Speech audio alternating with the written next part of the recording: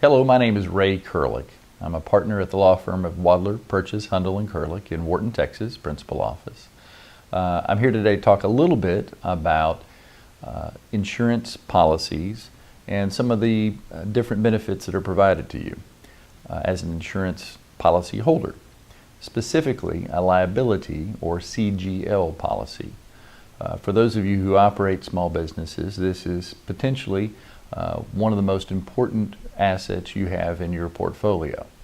A CGL, or Comprehensive General Liability Policy, provides the insured, which is typically you or your business, with at least two benefits. One is indemnity, and the other is defense. Those are two important terms that I'd like to talk about in a little bit of depth today.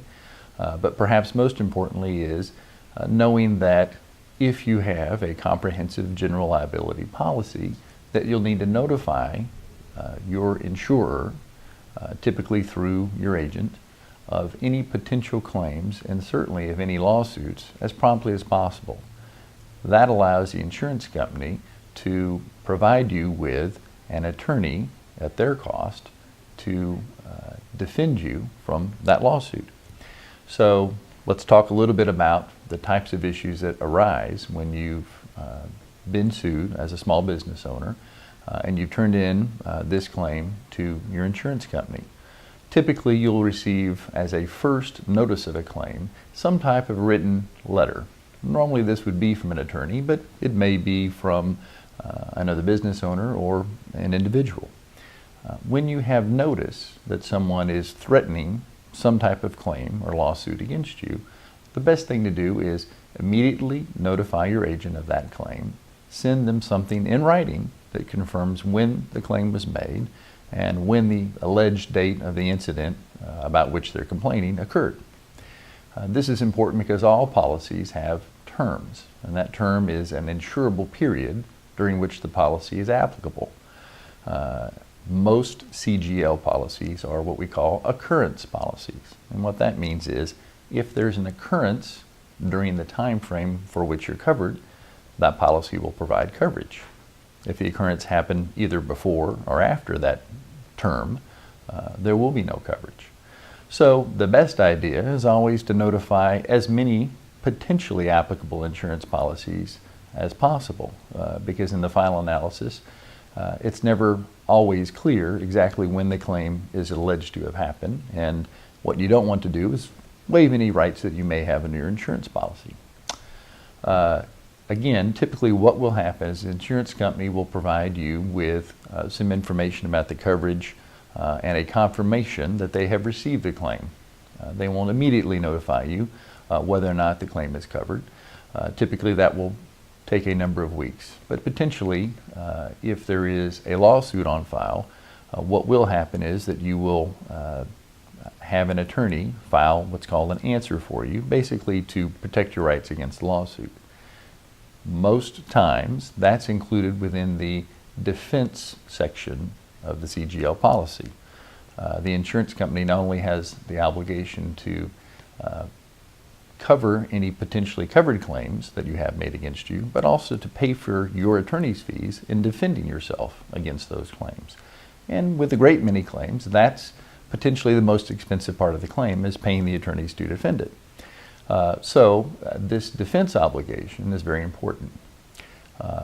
As a next step of most insurance claims involving lawsuits, the insurance company will issue something called a Reservation of Rights letter. What that is basically a letter that says, here are the reasons that this claim may not be covered, and those will include anything from the time frame involved to the types of claims that are made. For example, intentional acts are typically not covered by insurance, so they may raise the issue that something that's been alleged is potentially an intentional act. But they will agree to defend you in this case, subject to reserving all rights they have to later disclaim coverage. There's nothing wrong with this, and in fact the law specifically allows this. However, you may have, as an insurance policy holder, certain rights to select your counsel if in fact the insurance company is reserving their rights in this situation. In the past, we have worked with different company owners, and we certainly work with lots of insurance companies, and actually bridging that gap during the time frame between when there's first notice of a claim until such time as the insurance company has made a final decision on coverage, where we can actually provide you with legal services, assist you in keeping the lawsuit at bay until that decision is made. And typically we are able to work something out with the insurance company to cover our portion of those bills and then those invoices. So again, important points to remember: notice is key. Once you have notice of a claim, make sure and notify your agent. And again, make sure that agent knows that he should contact as many potentially responsible insurance policy insurers as possible. The second key is make sure that you're familiar with what type of coverage you have. Again, if you've got a comprehensive general liability coverage, you need to know what the terms are, who the carriers are, and which agent you purchased that policy from. So if there is an issue, you can make that notice in a timely fashion and make sure it gets to the right people. Oftentimes it will require being sent to more than one agent. Finally, understand that the insurance company can and probably will reserve some of its rights to represent you in a lawsuit involving insurance coverage. There's nothing wrong or sordid about this. This is simply the way the world works. However, if you are faced with a situation in which you receive some correspondence from an insurance company, you should not review this or analyze it on your own. This is a legal document with legal ramifications. You should, or are entitled to, go and speak with an attorney of your choosing to discuss what your options are with regard to negotiating and handling this claim with your insurance company. These are technical documents, and very often an insurance policy has very, very technical provisions which typically do require legal analysis. This is a situation which a layperson typically is not qualified to handle things on their own.